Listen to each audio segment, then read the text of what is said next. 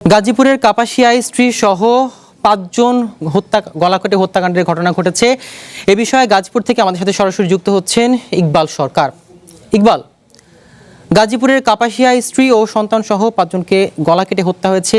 এই বিষয়ে বিস্তারিত কি জানেন? কেন হত্যাকাণ্ড হয়েছে এ বিষয়ে কি জানতে পেরেছেন?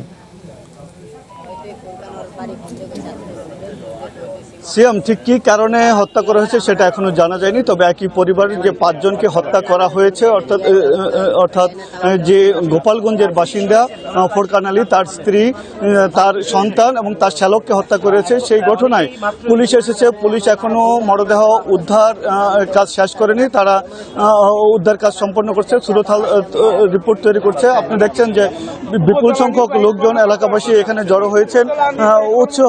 উৎসুক লোকজন ভিড় জমিয়েছেন দেখার জন্য যে এখানে আসলে কি হচ্ছে, কি কারণে হত্যা করেছে সেটা স্পষ্ট নয়। তবে তার একজন স্বজন আমাদের সাথে রয়েছেন, যে তার কাছ থেকে জেনে নিব যে কি ঘটনা ঘটছিল বা কি কারণে হত্যা করা হয়েছে বলে তাদের কি ধারণা।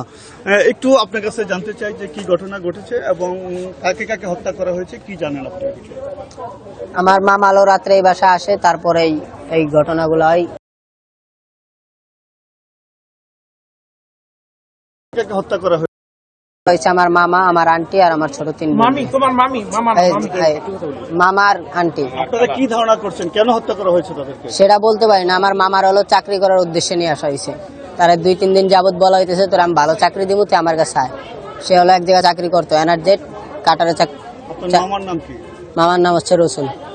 আর যিনি হত্যা করেছে বলে পুলিশ দাবি করছে, আপনারা কি মনে করছেন? আপনার যে ফোরকান আলী? হ্যাঁ, ফোন করছে। ধারণা করা হচ্ছে যে ফোরকান আলী পরিবারের লোকজনকে পারিবারিক বিরোধের কারণে হত্যা করেছে। তবে তার যে স্বজন বা আশপাশের লোকজন জানাচ্ছে যে গোপালগঞ্জের এই বাসিন্দা ফোরকান আলী মাদকাসক্ত ছিল।